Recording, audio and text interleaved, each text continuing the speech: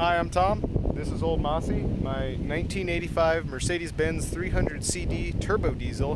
And sorry for the wind, but we got an offshore storm coming in, and sea breeze is in full tilt right now. So you just have to bear with me here. So today, what I'm going to show you how to do is repair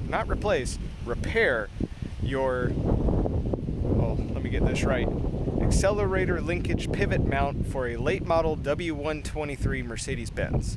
This goes by several names: firewall linkage mount, accelerator linkage, accelerator bushing. I'll throw the part number up here on the screen. But what this thing does is it translates the vertical movement of your accelerator into rotational movement of a shaft that's connected to the main linkage system on top of the engine. And this all operates off of this one bushing bearing setup bolted to the firewall, and it's made out of plastic, and they just disintegrate, and after 35 years they don't last. And the one in my car is kaput, and you can't buy them anymore. Just all of the new old stock just disintegrated over the last year. It's March of 2021 right now, and I can't find them anywhere. The only ones you can find are on eBay, and they're like $150. It should only be a $50 part new from Mercedes, and they're just gone. And all you can buy is used ones for $150 from scalpers on eBay. All the Mercedes shops, everything, they're all out of stock. And this all happened in the last year. And I was a fool, and I didn't buy this when I started working on this car last summer. And now I'm regretting it. But luckily, a fellow on the BenzWorld forum, 300D man, thank you, good sir, just posted a how-to guide on how to make your own repaired bushing. And I'm going to run you through that today, and I'm not going to do it out here in this wind the entire time. But I'm going to go through the whole process, and you should be able to do this for 20 bucks, maybe even less. And I don't know about you, but that's a lot cheaper than 150 bucks, and it should last way longer, and it should be mostly the same. So let me pop the hood real quick and show you exactly what part I'm talking about and how to get it out. Lord, this is some wind. Alright, so here's the engine bay, and this is an OM617, but I believe this part is identical on all of the late model W123s, at least the 84s and 85s, and probably a bunch of other things. Once again, just check the part number, see if it's on your car. There is an early model version of this part that you can still get for like $30 from everywhere, but not these. For whatever reason, Mercedes didn't make a lot of these parts. There's not a lot of new old stock, and you just can't get them anymore. And this is what we're talking about right here, this guy. And as you can see, mine is gone. It is totally gone. It's this little rubber block and this little plate here on the back, and it's supposed to be held in place and not do that. Mine is very gone, and my rubber, I think, is also going. And I don't know about replacing the rubber or how to repair the rubber. We'll look into that. But what I'm really trying to show you today is how to replace this plastic bushing in here, which has been deleted on mine. And yeah, this guy connects to this accelerator arm down here, which you press on the accelerator, that arm goes up, this rotates, and it spins this shaft right here, which moves this way and rotates all of this linkage assembly right here. So first things first, we got to get this off, and in order to do that, you've got to remove this 10mm bolt right here, which holds this arm to this, or which holds this shaft to this arm of the linkage system. And this has a sort of slotted adjustment area right here, and if your thing is totally good and it's adjusted, you want to come in here, clean this up, and mark either side of this bolt with a Sharpie. If your car is greasy and nasty like mine, there'll be a clean spot, and that'll be very useful. You can just use that. This hood is going to come down and cut my head off, and you can just line it back up with the clean spot where your nut is. But just to be safe, you may want to come in here and mark either side with a Sharpie, or if you really don't give a shit, come in here with a can of spray paint and just blast the back of it, and you'll have a painted area and a non-painted area. Just that you line that up, and you don't have to hunt that down later. Then after you got that off, and don't lose, I think that nut's captive, but don't quote me on that, don't lose your hardware. Then you come in here and need to get these two 8mm bolts off of the firewall. But before you do that, take a screwdriver and just pop that ball joint off over there. And then pull all of this off, pop that cotter pin too, and you should be able to pop this off the firewall and pull this whole linkage out. And then just take all of that back to your garage so that you can work on it. No use trying to leave that shaft back in there. You're going to need it eventually. And yeah, I think there's also a snap ring on the back of that, and you could pull that snap ring off and then put it back on the shaft and put all this back together, but you want to take everything with you so you can test fit it. So I'm going to bust open the toolbox and take that off real quick, and then we'll head over to the garage and talk about the parts you're going to need in order to fix this. Alright, well there's what's left of my bushing. As you can see, it's just pieces, disintegrated pieces. I took my heater core line off. You don't have to. If you've got a wrench you can do it, but I didn't have a wrench on hand, so I just took it off. Plus my heater core is plugged, so there's nothing in it. And yeah, that's supposed to be a ball, and it's currently nothing. It's just a powder. So yeah, that's what we're going to be replacing. And that ball joint right there did not want to come off for me, even with this like fender flare rivet puller thing that I found. So I just took the ball joint end off, and we'll take that back to the garage and pop it off with the correct tool. But just know that if that fight tune doesn't want to come off, don't fight it. You're gonna break something. Just spin it and it'll back off. Just don't move that nut down there, because that keeps it in the correct adjustment. Although, you know, if this is probably disintegrated on yours, adjustment probably doesn't matter that much. Oh, and by the way, the reason why this looks like a complete load of garbage is because this is a revival that I found that was sitting next to a barn out in the elements for at least 16 years. And yeah, everything on it is broken except for the engine, which is great because it provides a lot of motivation, but a lot of little tiny things like this that I've got to work on. So these are all the parts. I'm going to put these are self-tapping 8mm. I would highly recommend taking that one off with a wrench. And they only need like 2 or 3 turns because they've got such a coarse thread on them because they're sheet metal self-tappers. And I'm just going to thread them back in there so I don't lose them. And I've just done the same with that 10mm. Take a photo of where your adjustment is at on there. Mine's luckily all the way at the end, so I don't got to worry about it. And yeah, we're going to haul this back to the garage, and I'm going to go through the process of how you can replace that ball, because you need something in here to just basically hold this all in place. All you need is for this shaft to just stay perfectly still and then rotate. And I don't know why they went with a ball instead of just making it out of solid steel, but I digress. I guess for some sort of shock absorbance or something. Anyway, Germans. Oh yeah, and you don't need to bring this shaft with you, but you do have to take it off, so might as well.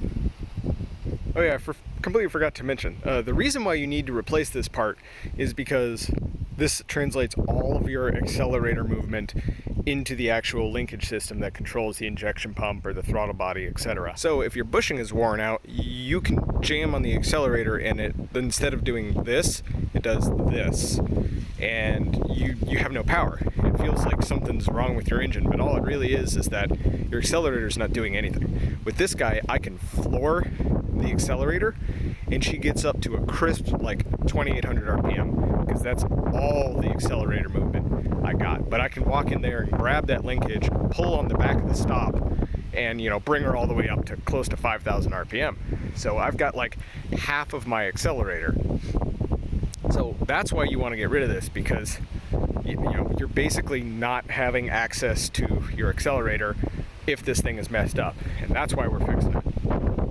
Okie dokie, now that we're back in the garage, this is everything you're going to need to fix your accelerator linkage pivot mount. As far as materials go, all you're going to need is a 3/4 inch PVC plug, just a empty old plug with a straight up hole on the end and male threads, hex on the top, some JB Weld, original JB Weld slow cure. Any slow cure epoxy will do, so long as it is non-expanding, flows pretty well, and cures slowly. And that's big because it's going to take you a while to fill all this up, and you don't want it to set and then leave voids and mess anything up. And you really don't want it to expand. If you're really quick, a quick set epoxy could work, but it may mess you up. A 5/16 bolt. If you've just got a piece of 5/16 rod, that's perfect.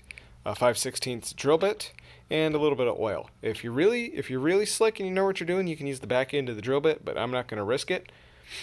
And yeah, and then your disassembled linkage pivot mount. Alright, before we get into anything, I just want to go over the materials needed in more detail and how cheap of a fix this actually is. This is a 3/4 inch PVC plug. Like I said, this cost me like $1.75 at my local hardware store. This is, I believe, 1 ounce of original BenzWorld slow cure steel epoxy. I think this was $7.50. This is a tube I just opened the other week. There's probably about 80% of it left. I think that should be all I need. You don't need to fill up all the cavities you're going to see here today. You just need to get enough to hold everything snugly. And the other thing is just a washer. This one is not the correct size necessarily, but we will make it fit, or I'll actually go out and find one that's the correct size, but I have a feeling it's a slightly odd size. I think this is like 3/4 by 1/4, and I may just drill that out to 5/16, but that's what you need. You need a 5/16 to, I believe, 3/4, maybe 7/8 washer, and that's it. That's the only other parts you need, and that shouldn't cost more than $10 for you ever. I mean, some hardware stores really mark up this BenzWorld, but it shouldn't set you back more than $10, which is much better than $150 plus shipping from scalpers on eBay. And the first thing we're going to do is we're going to take these two plastic bushings, which sit like this on the shaft, and they've got these little teeth on here which sort of hold them apart, and I don't really know why. Yeah, I guess it's just sort of some added bonus. These spin around and then they catch, and I guess it makes it a little bit smoother. Not that you can notice that with your foot through a shoe or anything. But anyway, well, first thing we're going to do is sand off these points, because we're going to stack these on top of each other and then glue them centered inside of this cap. And we can't stack them on top of each other if they have these points. And because since we're adding the thickness of this base to here, we don't need the points anymore. That base is going to make up this difference that these have on the shaft. So I'm just going to take those. I'm just going to pop them on the belt sander real quick, take the nubs off, but you can just take a regular old hand file and do that. I may just do that just so I don't accidentally mess it up. And then once you have two flat sides on each and a nice rough surface, you can take your regular old epoxy and just glue the two sides together, put them on. You want to take the back end of your drill bit or said bolt, put a little bit of oil on the bolt so that the epoxy doesn't stick to it, and then glue both sides of the bushings together, stick the bolt through it, get them centered, and then let it sit and cure and let it glue together. However, because I don't want to have to wait 24 hours for that to cure, because I want to get to the rest of this tonight, I'm just going to grab some quickset epoxy, which I think I have here. Yeah, just some 5-minute epoxy, and just stick those together. It doesn't need to be load bearing or anything. You just need them to be adhered together for the next step. So I'm going to get to that real quick. All right, I got these two guys filed down nice and flat, and I've got the 5/16 drill bit oiled and chucked up in the vise just to hold it in place. You can do it with there. You can drill it into a block of wood and then just slide it down on top of it. I got it in the vise because I got a vise. And yeah, just mixing up some epoxy. Haven't mixed it yet, so I can ramble here for a second and not have it cure on me. And plan is we're just going to take one side, slide it right down the drill bit, then take the other side, and just slather that up with a little bit of epoxy, and then slide that one right down on there. And I'm trying not to get oil on those. And then let it cure. Just doesn't need to be, fully cured, just enough that you can slide it off of there and it's not going to fall apart. Don't need to press it down super hard. Don't want to press the epoxy out everywhere anyway. Alright, she's together. She's curing. Didn't take much. And yeah, once that sets, the next step is going to be, you're going to want to center that inside of here. And this takes up pretty much all of the room in there. And you want to get that as centered as possible, and then mix up just a little bit of epoxy, just enough to fill up the void in there. It's maybe like half a teaspoon, maybe a teaspoon. and then try and pour it in there around it. You don't want it in there before you set that in there because it'll get underneath it, it'll make it hard to drill through, it won't be quite centered. You just want to get that as centered as possible. Maybe what I'm going to do is mix up a little bit more of that quick set stuff, coat the bottom of it, set it down in there, get it as centered as I possibly can, and then let that cure, and then fill it back up in there with the JB-Weld. We shall see, or I may just go whole hog with the JB-Weld. I think I'm going to try and glue it in there first, just because I know for a fact I'm going to knock it out off of center. That's the upside of using this slow cure stuff, is you can mix it up, pour it, or put that in there, pour it all around it, and then move it into where you think is more so the center. This doesn't need to be crazy precisely centered, but it's not going to hurt. So I'm going to try and get it as close as possible. As long as we're within a 1/16 of an inch, shouldn't be a problem. So I'm going to wait on that to cure, and we'll come back whenever I've got that centered up and I'm getting ready to pour the JB-Weld. Well, actually, I didn't quite trust this epoxy not to glue itself to my one and only 5/16 drill bit, so I've just sort of preemptively pulled it off without disturbing it, and I'm going to let it cure by itself. Alright, I got a little impatient, so I just went ahead and did it. So I've just put a little dab of that quick set on the bottom of this and got her pretty much exactly at centered.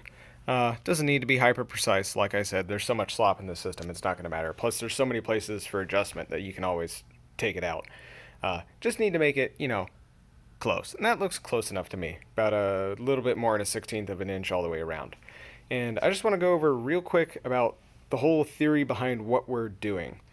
What we're trying to do is just create a new channel in this guy right here for this little bar to ride in. That's all we're doing. We're just trying to create an exactly centered hole right in here that is deep enough that we can get the snap ring on the back and not have any slack in the system in this hole, so that it is perpendicular to the firewall and is sitting in the right spot, and that there's no slack in this system.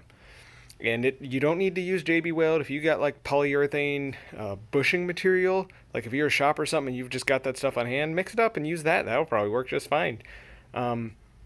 There's probably a million things that'll work. RTV might even work. I think that's a little too soft, but I mean, might be worth a try. I mean, just try what you got. I mean, the epoxy is just, a cheap and extremely accessible thing that you can find at any hardware store. Same with those pipe fittings. And you can get a washer anywhere too. I mean, this is extremely cheap, extremely easy, but do what suits you. Just all you need to do is just get these bushings, or I guess if you have anything else that has a 5/16 internal diameter, you can glue that in the pipe fitting. I mean, it doesn't need to be these special bushings. If you have something that is exactly the correct fit for inside of this PVC, just slap a little bit of epoxy adhesive, anything on the outside, and jam it down in there. I mean, if you've got a PVC pipe fitting that totally fits in this, like if you have enough fittings that you can just make a solid plug, go for it. I mean, and if you have like a solid block of of just PVC or any other material, aluminum even, just a solid billet rod of aluminum, put some 3/4 inch pipe thread on the outside of it and drill a 5/16 hole through the middle of it with a lathe, and bam, you're done. You don't even have to do any of this step right here. Just screw it right into there. You may have to do the step after that, which is where you fill up the back of this with epoxy as well, just to keep it from wiggling like that. But I mean, you can figure something out. You could run a big nut onto the back of this and have that take up the slack. There's a million ways to do it. This is just the one that the guy on the forum had, and I've been thinking for the last 2 days on how I can improve this, and I can't think of any way I can improve this. I mean, he hit the nail on the head. This is the cheapest, easiest thing you can do as far as I'm aware. So that's what we're running with. So I'm going to let that cure a little bit more, and then we'll come back and we'll backfill all around that with the epoxy. Shouldn't take pretty much anything at all to get that done. Okie dokie, this is all set now, and I think I'm going to divert from the plans just a little bit. Because I use this quick set epoxy, I can skip doing this step and the following separate. So what I'm going to do now is I'm going to thread this guy into this guy right here, the back end of the pivot mount, the bracket that mounts onto the firewall, and I just took this and a wire brush and just cleaned up as much of the corrosion as I could. You don't really need to take it off, but you just want to get all the powdered stuff, all the dust and everything, all the residue off. And that's as far down as that's going to be. You actually want it to be pretty rough. And I took this outside and just hit it real quick with some brake cleaner just to remove any oils so that the epoxy can stick real good. And we're just going to thread that down onto this. It'll settle on its own for the most part, but just thread it on when it gets a little bit down there. See, there we are. We're pretty close. And I'll give that one turn just to seat it nice and snug like. If you want to be real careful, put a little bit of epoxy on this lip down here and just glue that to the bottom. I'm not going to worry about that though, because what I'm going to do is I'm going to fill this inner channel and this outer part here in one foul swoop. And just so that I don't accidentally fill this bushing with epoxy, because I guarantee I'm going to spill it, I have just put some masking tape over the top and then cut it in a perfect circle with a razor blade just so that it doesn't get in my way with filling. And we're going to take this and set it in the vise so that it is mostly level. That's the one problem, is you're not going to be able to get this level and that level at the same time. So we'll split the difference. You don't need to fill it all the way. You just want it tight enough that nothing is going to move within here. So I'm going to snug that up real quick, mix up some BenzWorld, and then I'm just going to take various implements like a paper clip and reach down in here and make sure I get it as far down in there as possible, and then spoon out the rest of it into this little area around here with just a regular old brad nail or this piece of flat wire that I found. And it's that simple. So I'm gonna chuck this up in the vise, torque that down real quick, just make sure it's seated, and mix up BenzWorld, pour it in, and I'll show you when I got it all poured up. Okay, well that took way longer than anticipated. Putting masking tape on top and using a slow set epoxy is a must. I think I've probably used maybe 3/4 of a tube. You can probably use the whole tube, maybe 3/4 seems to be about good. That's what it did to me, and I was already missing a little bit out of the tube. So I've filled up around that bushing as best as I can, and it's enough that it should hold, but I don't think all of the air bubbles are out. And I'll let this sit for a little bit and see if it, percolates out a bit. And I just dumped all the remainder around this, and that's what you're going for. You want at most to be level with the top of this surface. You definitely don't want to go above it. Ignore the plug though. The plug can be higher because you've got this big hole in the part of the firewall that it mounts to, so that can be any shape you want. But another thing I forgot to mention and then subsequently forgot to do is you probably want to tape off this mounting surface all the way around. This flat area right here on either side of the screw holes, as well as all the way around the thing, because that mounts flush to the firewall. So you don't want epoxy on there because it'll knock it out of kilter.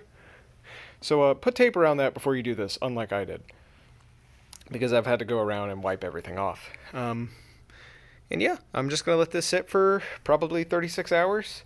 I don't know how long this says to let it, wait for. 4 to 6 hours, so should actually be able to do it tomorrow morning at the very least. And what we're going to do after all of this sets up and cures, and we've confirmed that there's no massive air pockets in here that we need to get rid of, because if so, we'll have to put in a little bit more epoxy. I don't think it'll matter too much, but just to be safe, we'll do that. Then what I'm going to do is peel off that tape as best as I can, sand the top of that flat just to back to the bushing, get rid of the paint and any epoxy that's standing proud. And then we're going to take this 5/16 drill bit and drill straight down that bushing through the bottom of the PVC cap. And then we'll clean up any flashing off of that, and it should be ready to go back together at that point. Alright, so next morning, been about probably 11 hours, maybe 12 since I got this mixed, and it's solid now. It just kind of feels a bit greasy, but it's rock solid now. And next step is we're going to take the 5/16 drill bit, chuck it up in the drill, and after I pop this tape off, we're going to drill straight through that very carefully. You can use a drill press for this, but I don't want to mess this up, and the drill press has a little too much power behind it, and I feel it may start throwing chips and do something funny that I don't want it to do, and you can't really stop a drill press as fast as you can stop one of these. So I'm just going to do it by hand just so I can stop in a pinch if I need to, but shouldn't be too hard. You're only drilling through maybe about that much PVC. So we're just going to drill through the bottom of this after I get tape off, and then, clean up all the burrs, sand the top down a little bit, and then test fit everything. Alright, that drilled through without too much of a problem. And I got this test fit. It was pretty snug. Come on now. It was pretty snug when I first finished drilling it, so you just fit it on, figure out which spot is snug. It's the PVC spot, of course. Then take the bit, put it back in there, turn the bit on, and just sort of waddle it around like that on just the very end. And just keep fitting until it's about where it needs to be. I've got it to the point where it's about twice as tight as it should be. Just feeling it on the bushing. The bushing has just enough resistance that when you flick one of these, it'll spin about a quarter of a turn and then stop. It won't free ball, but it also doesn't not move either. It just sort of goes ert. And I was going for that, but I've got it to the point where it's probably got about twice as much resistance on it, and we're going to leave it there because this will wear in, so if we leave it a little bit tight, it'll be better in the long run, and I don't think this is going to cause any interference with the system. If you're not as trusting as me, just go ahead and wallow it out a little bit more. The bushings are what's going to be bearing most of the load, so if this PVC ends up a little oversized, don't worry about it. You can get in there with an X-Acto knife or a file or something like that. I was just using the end of the drill bit just because I already have it chucked up and I'm lazy. So now that we've got this guy on, seat it all the way home, and it looks like we have just enough slack for this wrong sized washer that I made the right hardware with 5/16 bit. And that actually didn't take much trouble at all, but I did have to do the exact same thing. I had to wallow it out to get it to be the right fit, but as you can see right there, it is perfectly lined up with the E-clip. So we're going to run with that. I was going to try and put this, my bushings had this little nylon washer on there, which I'm assuming is to go on to the back of the E-clip. I wanted to put that back on there, but we're not going to have enough room, I don't think. We shall see. I might try and shove it back on there, but I don't think we're going to have the room, and it may put too much resistance on it. So yeah, I might be able to flip this washer around and do it. That's all there is to it. Dirt simple, real easy. I mean, it's crazy how close of a tolerance there is on this PVC. And if you, this is sticking out probably maybe twice as much, maybe a third more. But between 100% and like 70% more than it normally should, which shouldn't make a difference because the only thing that changes is how far this shaft goes forward and the angle of the accelerator linkage by about that much. But that shouldn't matter. You saw how mine was still functional when it was hanging halfway out of the car with no bearing. So adding this much extra material between this guy and the firewall is not going to impact anything. And if you can notice that, just buy a new one then. Why are you trying to cobble one together with epoxy in your garage if you're that picky? Okay, just real quick, I kissed the top of this PVC fitting on the belt sander just to get it flush because it had a bunch of irregularities in it like that. So I just put it down until it was basically flat the whole way around, and that gave me just enough, gave me that extra like 1/64th, 1/32nd of clearance that I was able to get the nylon washer back here. And I think she's, well, I'm not going to be able to spin it like that. I think she's pretty good. It doesn't take a whole lot of force, but it isn't free balling. You don't want it to be because that'll cause it to wear faster. I think I'm also going to put just a little dab of silicone caulk on that shaft in there just to help cut down on friction a bit, and we'll call it good there. And just by the way, I finally decided to measure the washer because I'm sure you want to know the actual dimensions. It is a 1 inch by 1/4 inch by 1/16 inch thick fender flare washer, and I drilled out the center to 5/16, which all I did was just, because I had everything else chucked up in the vise, I just sat it in the drill press vise and just lowered the drill press on it and just went right through it without any pain.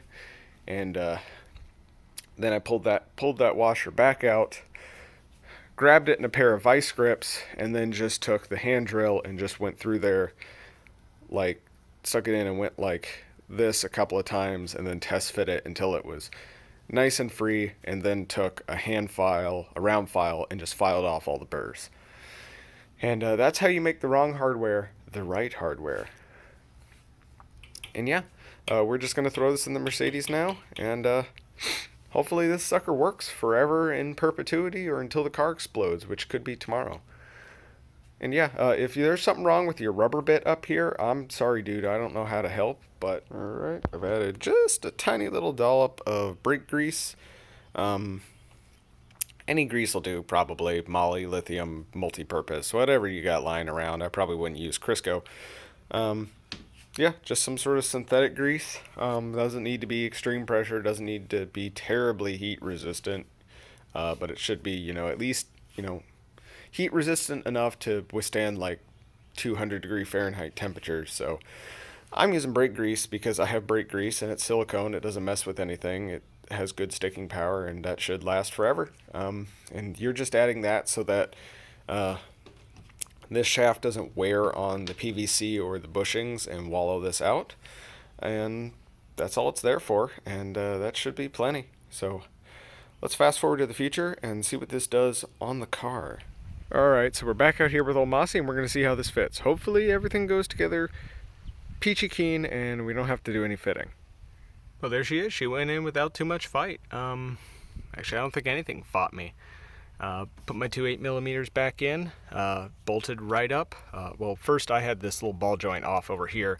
I highly recommend just unscrewing it if it's loose for you. Way easier. So I just screwed that back on, lined it back up, put in the top bolt, put in the bottom bolt, put my heater hose back on, and I did not forget to do that and start filming and then go back and do it. I definitely did that in that sequence. Oh, hey, I forgot to do a hose.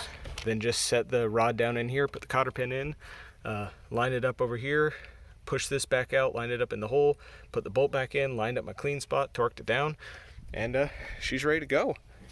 And if you look right here, we have immediate response in the throttle. If we go down here and we grab on this accelerator nub right here,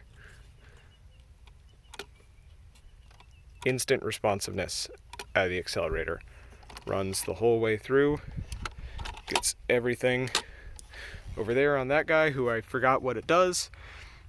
And yeah, I'm not going to fire it up just because I don't have all the transmission fluid in this thing, and it's on blocks, and I don't really trust the transmission to not suddenly grab a gear having been drained and then kill me.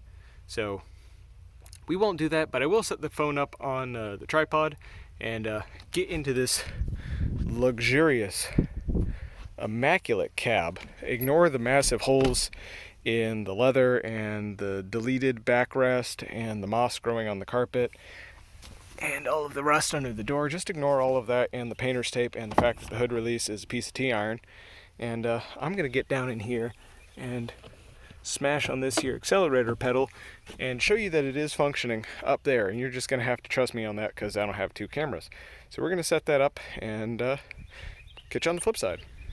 Alright, tripod's all set up. Let's zoom me on in, and I'm going to hop in the cab and smash on this here accelerator pedal. So tell me if you can see anything, because I can't. Accelerator down, slowly, slowly, slowly.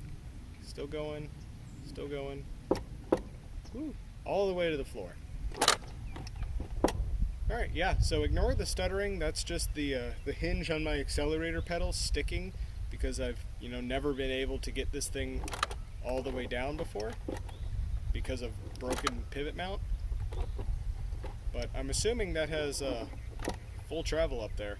I'll have to look at the footage real quick. Alright, looked at the footage. I didn't see anything off, but I also wasn't looking too hard. So I'm going to zoom you out real quick, and I'm going to show you the entire linkage system up here, just so that you get the full picture of how complicated and German this is.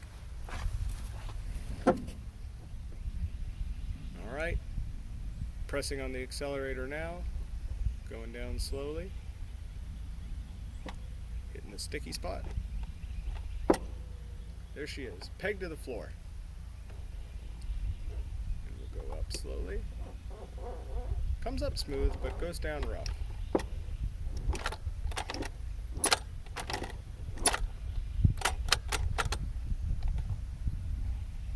Cruise along. Oh shit, I gotta pass. Roll coal. Yeah.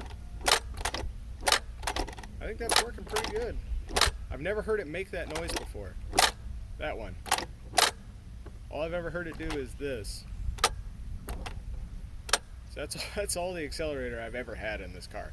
And I somehow got third gear with that. No wonder I was never able to get fourth. And why I could barely ever get this thing up on the ramps. I'm actually surprised to see how much power this thing actually has now that I have an accelerator pedal. Well, there she is. You just fixed your accelerator linkage pivot mount for the Mercedes-Benz W123 late model chassis for $10. I can't do 10 with one hand. $10. And yeah, just a half a day worth of effort on my part. If you don't have quick set epoxy, 2 days, you know, maybe 2 hours worth of actually doing anything, and most of that just waiting. You can't beat that. That's way better than $150. And yeah, I finally have my entire throttle. I previously only had maybe this much, maybe that much. Now I have all of this more, so I think I was only using a third of my accelerator before. So yeah, that's fantastic. I'm gonna be out there doing donuts, burning rubber, rolling coal, not really, probably learning that my transmission is ruined, and overheating my engine. So yeah, I hope that helped. That certainly helped me. Like I said before, there's a million ways that you can probably do this. This is just the way that the fella on the forum posted, and as far as I can tell, there's not a better, simpler, easier, cheaper way to do this. If you're in a machine shop, I'm sure you could machine like an aluminum plug to replace all of that BenzWorld garbage we did, and you know, knock this out in a couple hours without having to wait for epoxy. But I mean, what's your machine time worth? Because for me, my time is worthless, and money is everything. Not really. Don't live your life like that. But anyway, that's $10, and that's less than $150. So I hope this video helps. If you liked it, go down there, give me a like, leave a comment, tell me how you would improve the design. Tell me if this fix works for you. Tell me what other suggestions you have, any other fixes you've done, any other cobbled together abominations you've seen stuffed into a W123. And if you like this kind of garbage and you want to see more of Old Mossy, you got to subscribe. So go down there, smash that subscribe button. Until next time, I'm out.